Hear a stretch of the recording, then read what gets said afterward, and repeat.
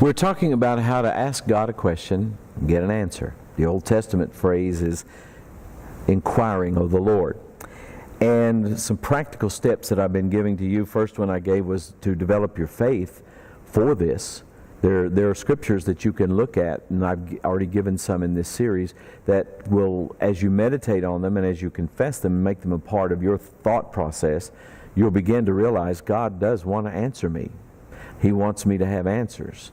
And He doesn't want me to be confused. He doesn't want me to be double-minded. He wants me to think about these things, whatever it is you're facing or dealing with, the way He does. And so you develop faith by going to the Word, by reading it, by seeing it, by hearing it is really how faith comes, Romans 10:17. So it's important that the scriptures that deal with this are coming out of your mouth, that you're able to realize this is for me. The second thing we said, and this is very important, is to make time to wait on God.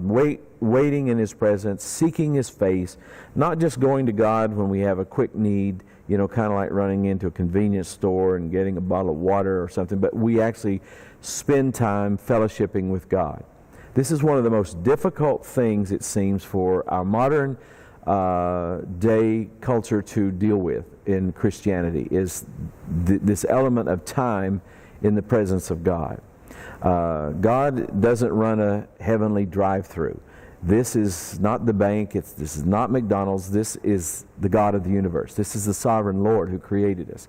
And there are just some things that you will never enjoy in your Christian life if you don't learn to wait on God. Spend time in His presence. Now, today I want to talk about another practical step, and that is to not limit how or through whom we will receive. A lot of people, when it comes to asking God questions and getting answers, they have in their mind already fixed how God's going to answer and how, the way He's going to do this. And sometimes our answers don't always come the way we would expect.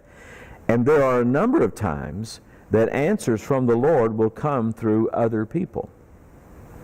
Now, you say, well, how would that work? Well, it could work through being in a church where the minister is actually hearing from God and ministering by the inspiration and the direction of the Holy Spirit in that service, and says something that would be the answer to your question. God can answer us that way. He can answer us in our own heart, in our own spirit. He can make us to know something. And of course, that takes a level of spiritual maturity to the point where we at least recognize when God's speaking to us. We've been taught how to be led of the Lord, or how to hear from God. That's important.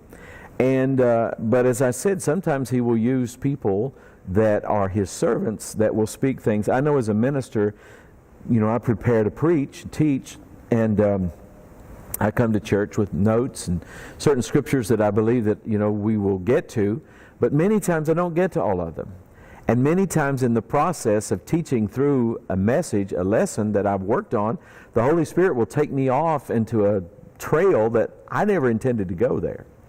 But I've learned over the years that many times, in those times, God's answering somebody's question. God is speaking to somebody, or maybe a number of people, about an issue that they need to hear. And so it's important, therefore, in our quest to hear from God, to make sure that we're in the company of believers who themselves are seeking God, that we are sitting under spiritual leadership that's sensitive to the Holy Spirit and speaks the word of the Lord into our lives. It's not good enough to just have religion as usual. We need a living salvation, a living experience with God when we come to His house, as well as our own personal prayer life.